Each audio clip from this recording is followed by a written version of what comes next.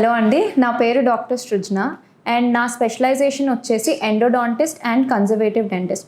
Endodontist అంటే మీకు తెలుసు, ద రూట్ కెనాల్ స్పెషలిస్ట్ అని కూడా అంటాం. బట్ కన్జర్వేటివ్ డెంటిస్ట్ అనేది చాలామంది వినలేదు. సో కన్జర్వేటివ్ డెంటిస్ట్ అంటే ఏంటంటే మనం మినిమం టూత్ ప్రాసెస్ అంటే మినిమం ప్రొసీజర్స్ చేసుకొని మనం మ్యాక్సిమం లాంగివిటీ ఆఫ్ టూత్ని పెడతాం.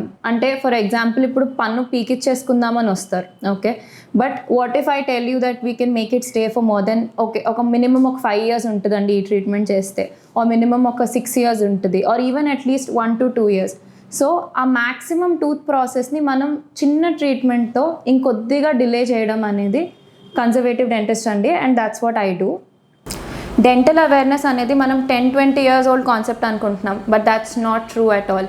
Even in 3000-year-old mummies CT scan తీసినప్పుడు it was found that dental treatments చేస్తున్నాయి. డెంటల్ ట్రీట్మెంట్స్ అంటే జస్ట్ ఫిల్లింగ్సే కాదు, they even attempted to do a root canal treatment. That is ఆ పన్ను కంప్లీట్గా పెయిన్ వచ్చినప్పుడు they took a small cloth అంటే piece of linen and they placed it in a small medicine and then they placed it in the tooth. And these are such beautiful things that we notice in our ancient history that మనం ఏమనుకుంటాం dentistry is a very new concept, but that is not true at all. Okay, నా your question is dental problems మనం ఎలా చూస్ చేసుకోవాలి, or how do we go about, మనకు ఎలా తెలుస్తుంది మనకు ఒక ప్రాబ్లం ఉందనేసి. There are only 2 ways to know that there's a dental problem. ఒకటి పెయిన్ రావడం, ఇంకోటి టూత్ కదలడం, right? Wrong. Small things such as bleeding gums, మనం ఏమనుకుంటాం బ్రష్ తగిలింది కాబట్టి ఓకే తగ్గిపోతుంది, ఆర్ మనకి వేడి చేసింది కాబట్టి బ్లీడింగ్ గమ్స్ వస్తున్నాయి. But what if I tell you this thing exactly can lead to tooth mobility, అంటే పన్ను కదిలిపోయి పడిపోవడం. నెక్స్ట్ అన్నోటిస్ థింగ్ అనేది ఫుడ్ లాడ్జ్మెంట్, అంటే ఫుడ్ పళ్ళలో ఇరుక్కుపోవడం. జనరలీ ఏం చేస్తాం, tooth pick, pin multiple times remove చేసుకుంటూ ఉంటాం, ఓకేనా. ఏముంది పెయిన్ లేదు కదా అని will just ignore it. And what if I tell you this will lead to directly tooth pain as well as root canal treatment. And one more very much unnoticed thing is teeth మీద ఉండే చిన్న మనకి troughs లాగా form అవుతాయి. అంటే మనకి టీత్కి గమ్కి మధ్యలో చిన్న తొరల్లాగా ఫామ్ అవుతాయి. ఎప్పుడు నోటీస్ చేస్తాం మనం, ఆఫ్టర్ 2 years ఆఫ్ ఫార్మింగ్ అని 3 years ఆఫ్ ఫార్మింగ్. ఎప్పుడన్నా సెన్సిటివిటీ వస్తే ఓకే ఇది ఒకటి అయింది అని చూసుకుంటాం, ఏమనుకుంటాం ఇది ముందు నుంచే ఉండుంటుందిలే పెయిన్ లేదు కదా అని will just ignore it. But what if I tell you eventually this will lead to tooth pain and breakage of tooth, or even worse చిన్నది హూ కాజ్డ్ ఇట్ అంటే it is you who caused it.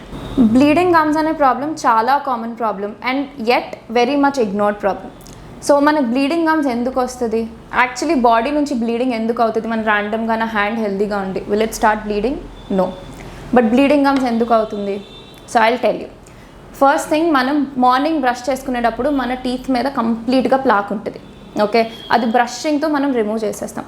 But there are sensitive areas and areas we miss. మనం కావాలని చేయం, but కొన్ని areas మనం miss చేసేస్తాం. ఆ ఏరియాలో ఏమవుతుందంటే ఈ ప్లాక్ ఉండి దాని తర్వాత ఇదే గారెల్లాగా మారిపోతుంది. ఈ గారె ఏం చేస్తుంది, స్మూత్గా ఉండదు. So it will attract more plaque, ఇంకా అక్కడ క్లీన్ చేయడం ప్రాబ్లం అవుతుంది. సో అది ఇంక్రీజ్ అయ్యి మన గారెల్లాగా ఫామ్ అయిపోయి ఆ గారె వచ్చేసి మన గమ్స్ని ఇరిటేట్ చేసి ఇంకా దానికి ఇన్ఫెక్షన్ వచ్చేటట్టు చేసేసిన తర్వాత నుంచి మనకి బ్లీడింగ్ స్టార్ట్ అవుతుంది. So the best treatment are prevention is the best treatment in this case. That is 6 monthsకి ఒకసారి డెంటల్ చెకప్కి వస్తే these small unnoticed things can be noticed and immediately corrected. Instead of going for big extensive processes, మనం చిన్న tooth క్లీనింగ్తో, చిన్న tooth ఫిల్లింగ్తో are చిన్న చెకప్తో మనం చాలా problems avoid చేసేసేయచ్చు. మనం బాడీకి ఇస్తున్న ఇంపార్టెన్స్ కూడా మనం డెంటల్కి ఇవ్వాలండి. హౌ ఎవ్రీ ఇయర్ మనం వెళ్ళి ఫుల్ బాడీ చెకప్ చేయించుకుంటాం and after that we're very relieve that okay we're healthy. అలానే dental gums and tooth are an equally and very important part of our body. అక్కడ problem వస్తే the entire body system కూడా disturb అవుతుంది. For overall healthy body tooth and gums also have to be healthy. కాబట్టి every 6 months ఒకసారి వచ్చి dental checkup చేయించుకొని మీకు minimum ఉన్న ప్రాబ్లమ్స్ని అక్కడికక్కడ సాల్వ్ చేసేసుకుంటే it is ideal, rather than pushing it to a limit where okay pain వచ్చింది, మొబిలిటీ వచ్చింది, అన్ని ఎక్స్టెన్సివ్ ప్రొసీజర్స్కి వెళ్ళడం కంటే మెయిన్ మనం అవేర్గా ఉండాలి. అట్ ద సేమ్ టైం మన ఇంట్లో వాళ్ళని కూడా అదే అవేర్నెస్లో మనం చూసుకోవాలి. మనకి జనరల్గా టీత్లో ఎప్పటి నుంచి చిన్నప్పటి నుంచి ఫుడ్ లాడ్జ్మెంట్ అవ్వదు. After coming to a certain age మనకి ఫుడ్ లాడ్జ్మెంట్ అనేది స్టార్ట్ అవుతుంది. అప్పుడు మనం ఏం చేస్తాం, జనరల్గా will try to remove it. పోయింది కదా అని మళ్ళీ వదిలేస్తాం, మళ్ళీ వస్తుంది.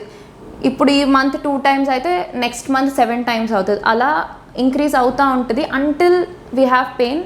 అదొక ప్రాబ్లం అని చెప్పి మనం దాన్ని అక్నాలెడ్జ్ చేయం.